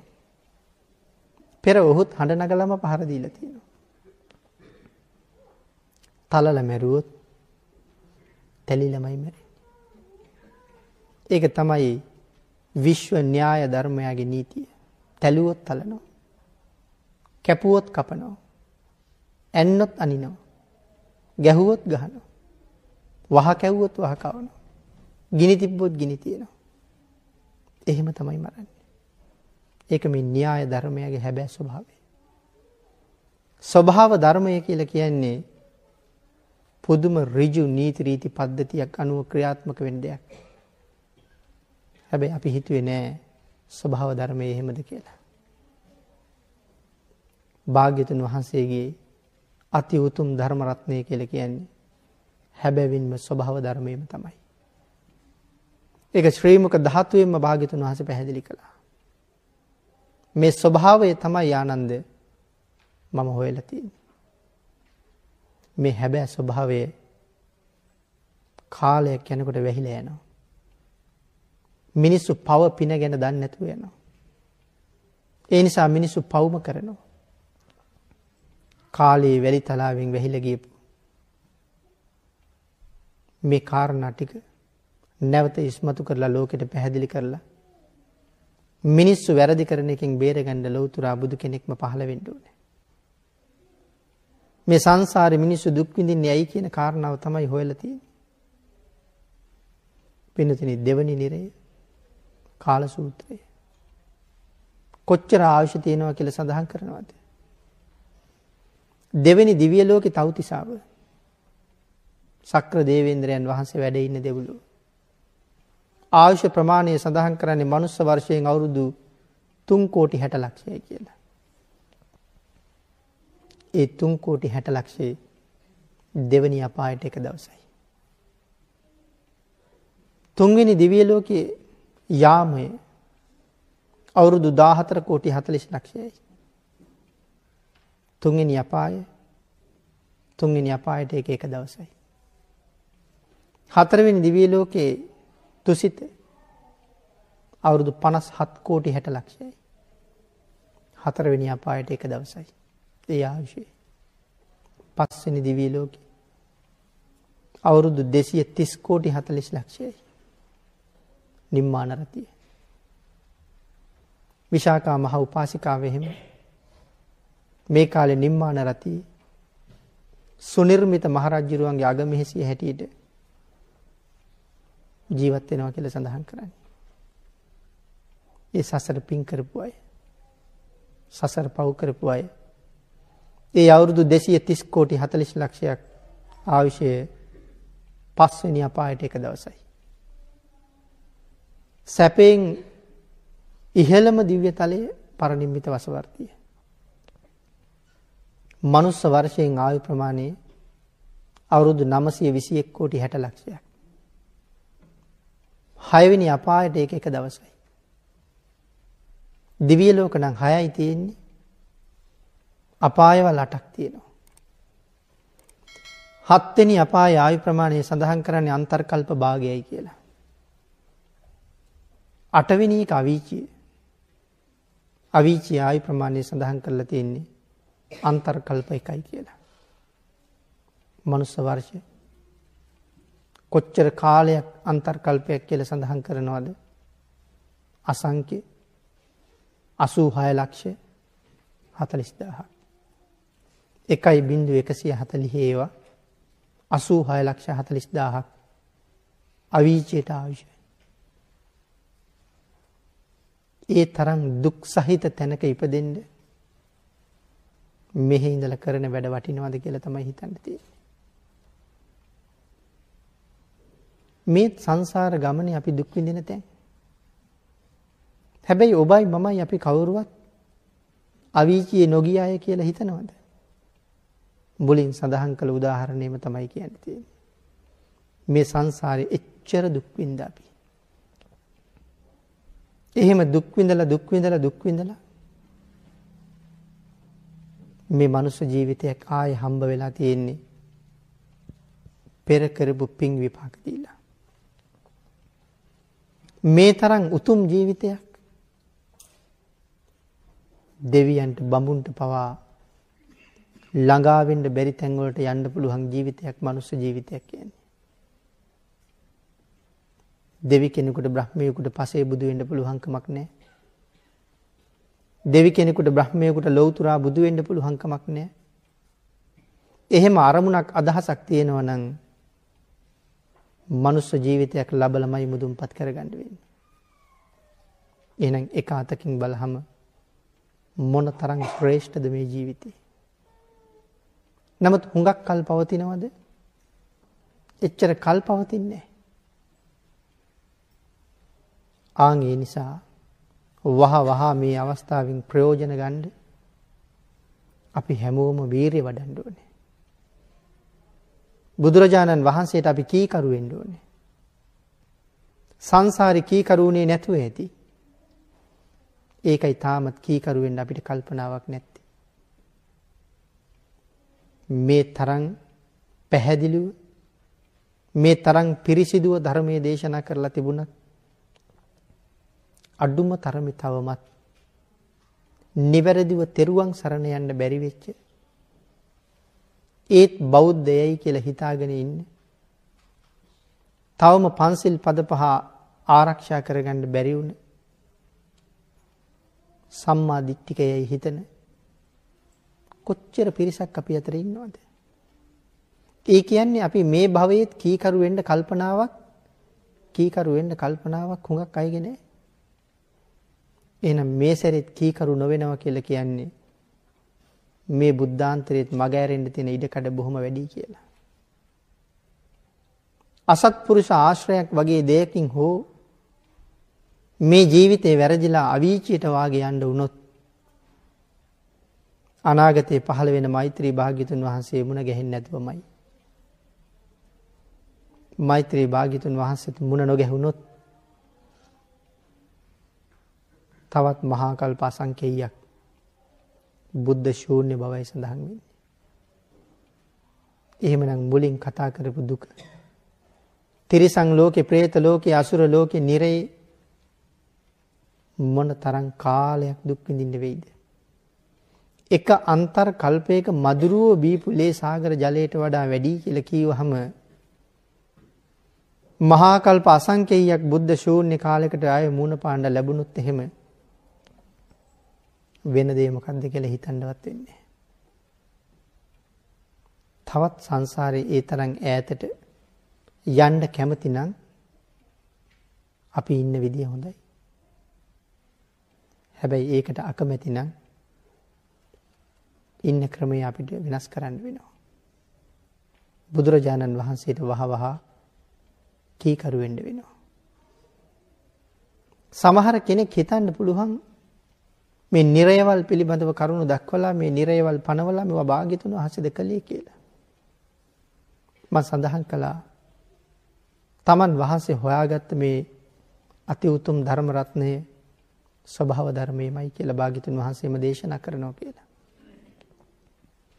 මේ ස්වභාව ධර්මයේ හැටි වැරදි කරන අයට දඬුවම් කරන්න ස්වභාව ධර්මයේ විසින් නිර්මාණය කරගත්ත තැන් තමයි මේ අපායවල් කියලා කියන්නේ. මේ ලෝකේ අපිට ඕනේ හැටියට ජීවත් වෙන්න ඉඩ දීලා නැහැ. මේ ලෝකේ සියලු දෙනාටමයි තියෙන්නේ. ඔබට මට වගේම මැස්සට මදුරුවට කෝදුරුවටත් මේ ලෝකේ අයිති. අපිට ජීවත් වෙන්න ඒ අයගේ ජීවිත බිලිගන්න ස්වභාව ධර්මයේ කොහොමවත් ඉඩ දෙන්නේ නැහැ. තිරිසන් සත්තුත් ඔබත් අපිත්. අපි ඔක්කොම ස්වභාව ධර්මයගේ දරුවෝ. ඒ නිසා පිරිසකට යැපෙන්න පිරිසකට තලන්න ඉඩ තියන්නේ නැහැ කොහොමද? මේ කාලේ මම ජීවත් වෙන හැටි මේ ස්වභාව ධර්මයේ හොඳට අධ්‍යයනය කරනවා. මම ඔකට උදාහරණයක් කිව්වොත් මෙහෙම. පුංචි කාලේ ඉඳලා අපි ඉගෙන ගන්නකොට ලැබිච්ච සහතික ටික සමහරලාට පෙර පාසලේ ඉඳලා හම්බෙච්ච සහතික ටික අපි වෙනම ලිපි ගණුවක එකතු කරනවා. අධ්‍යාපන සහතික, ක්‍රීඩා සහතික මේ නොඑක් දේවල්.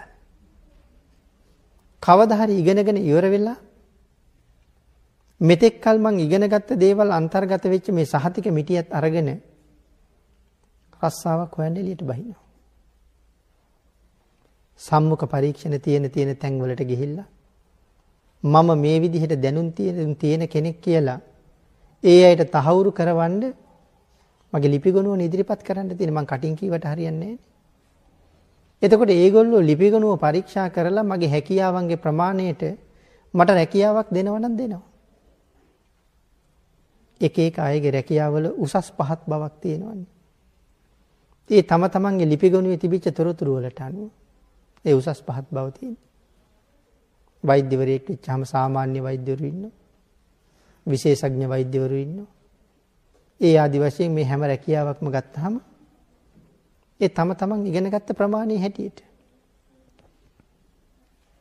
අපි එහෙම ලිපිගොනු හදන අතරේ මව් කුසෙන් එළියට ආපු දවස් ඉඳලා මේ ලෝකෙන් පිට වෙලා යන දවස එනකන් මම පිළිබඳව සූක්ෂම ඇහැක් හෙලාගෙන ඉන්න ස්වභාව ධර්මයේ මගේ තොරතුරු පිළිබඳවත් ලිපිගොනුවක් හදලා තියෙනවා. කවදා හරි දවසක මෙහෙන් පිට වුණාම අනිවාර්යෙන් තව තැනක උපදින්න මෙපෙයි. ඒක භාග්‍යතුන් වහන්සේ අපිට පෙන්නලා තියෙනවා. මරුණ කෙනා ආපහු උපදිනවා. ඒක කෙනෙක් පිළිගත්තත් නැතත් ඒක එහෙමමයි. හැබැයි මම ආයෙ උපදින්නේ කොහෙද? මගේ ඇඟ තීරණය කරන්නේ කොහොමද? මම මෙහෙන් මැරිලා එහෙ යන්න කලින් මගේ තොරතුරු ටික එහෙ ගිහිල්ලායි තියෙන්නේ. ආන්ගේ තොරතුරු ටිකට අනුව තමයි මට හම්බ වෙන ඇඟ තීරණය වෙලා තියෙන්නේ. ඒ ඇඟ අසූචි ගොඩක් උඩ ඉන්න ඉහෙනෙකුගේ ඇඟක් වෙන්නත් පුළුවන්. නූල් කෑල්ලක එල්ලිලා ඉන්න කෝඳුරුවෙකුගේ ඇඟක් වෙන්නත් පුළුවන්.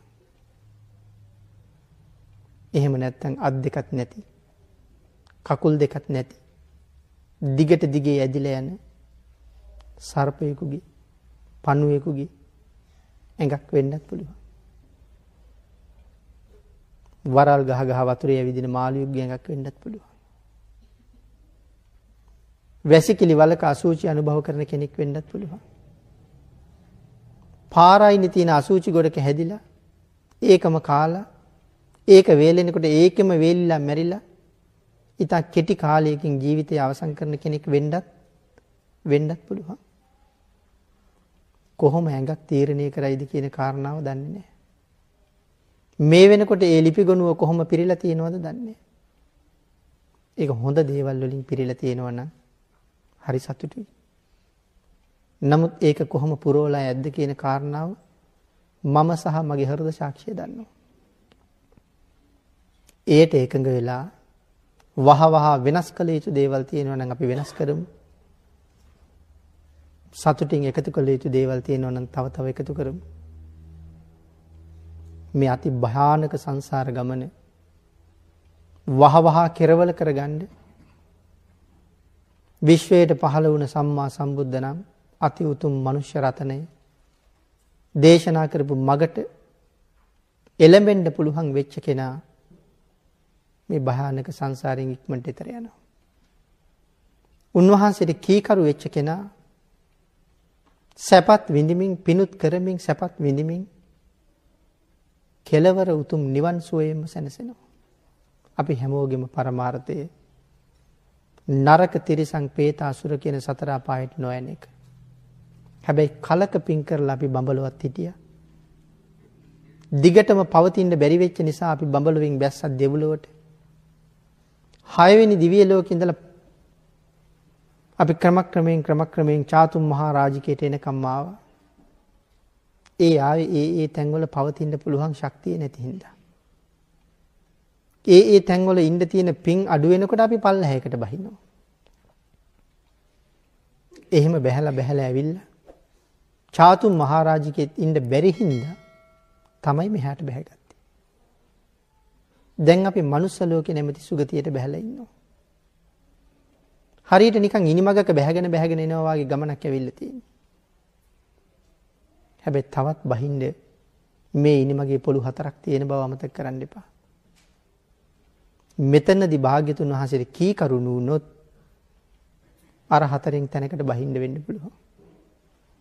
ඒ තමයි නිරය, තිරිසන්, പ്രേත, අසුර. අකමැතිද? අකමැති නම් මේ මෙතන නතර වෙලා ආපහු ඉහළ පඩියට නගින්නයි තියෙන්නේ. හැබැයි ඒකට නගින්න භාග්‍යතුන් වහන්සේට කීකරු වෙලා ඒ උතුම් වචනයට ගරු කරලා ඒ මාර්ගයේ ගමන් කරන්න ඕනේ. එහෙමනම් පින්නතුනි අපි කල්පනා කරමු. මෙතෙක් වෙලා ධර්ම ශ්‍රවණය කළා. මේ කරුණ පැහැදිලි කළේ අපි එන ගමන් මගේ තියෙන ස්වභාවය. උල් මුල් කටු කොහොල් වල ස්වභාවය. ඒකේ තියෙන භයානකත්වය මේ අබමල් රේණුවක තරම් කියලා මුලින් සිහිපත් කළේ ඒකයි. ඊට වඩා විඳින දුක් ප්‍රමාණයි. ටිකක් අහලා හුඟක් හිතන්න කියලා මම සිහිපත් කළේ ඒකයි. හෙට එළි වෙන්න කලින්, තව රෑ වෙන්න කලින්, අද ගෙදර යන්න කලින් සමහරලාට ඔය ආසනිය උඩම මේ ආසනිය උඩම මේ ජීවිතේ ඉවර වෙන්නත් පුළුවන්. පින් කරන්න හෙටට කල් තියන්න කොහොමත් බෑ. හිසට ගිනි ගත්ත කෙනෙක් ඒ ගින්න නිමන්න වෙහෙසෙන එක පසෙක දාලා කරගන්න බැරි වෙච්ච කුසල් ටික රැස් කරගන්නයි තියෙන්නේ. ඒ තරම් යහුසුළු වෙන්න. නිවැරදිව තෙරුවන් සරණ යන්න. භාග්‍යතුන් වහන්සේ සැක නොකර, ධර්ම රත්නයේ සැක නොකර, ආර්ය මහා සංඝ රත්නයේ සැක නොකර නිවැරදිවම තෙරුවන් සරණ යන්න. එදාට තියෙනවා මහ පුදුම රැකවරණයක්. උතුම් වූ තිසරණෙහි පිහිටපු කෙනාට විතරයි බෞද්ධ කියලා කිව්වේ. ඒක තහවුරු කරගෙන මනාව පංචශීල ප්‍රතිපත්තියට යන්න. එදාට නම් කොතන මරුණත් කමක් නැහැ.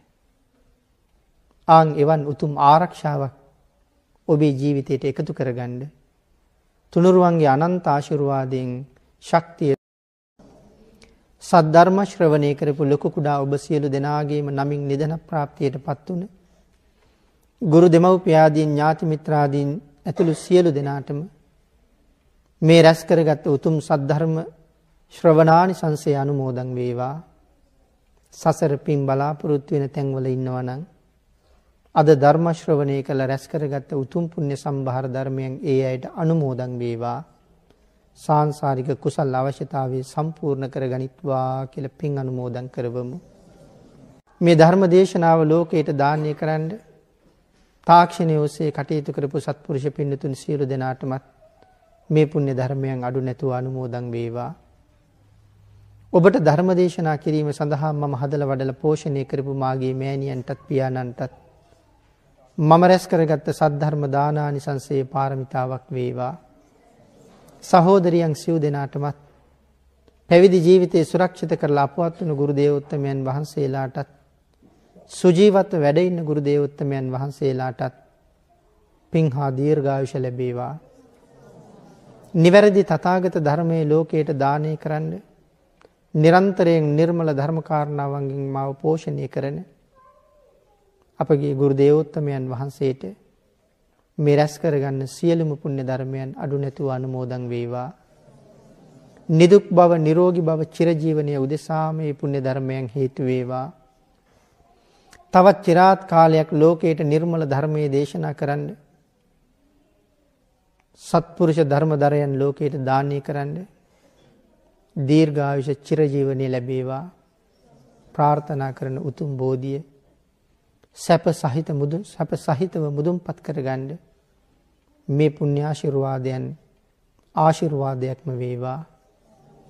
ධර්ම මාර්ගයේදී මුණ ගැහිච්ච සියලුම කල්යාණ මිත්‍රයන්ටත් සිව්පසයෙන් අපෝපස්ථාන කරන දායක කාරකාදී පින්නතුන්ටත් මම රැස් කරගත්ත සියලුම පුණ්‍ය ධර්මයන් අනුමෝදන් වේවා.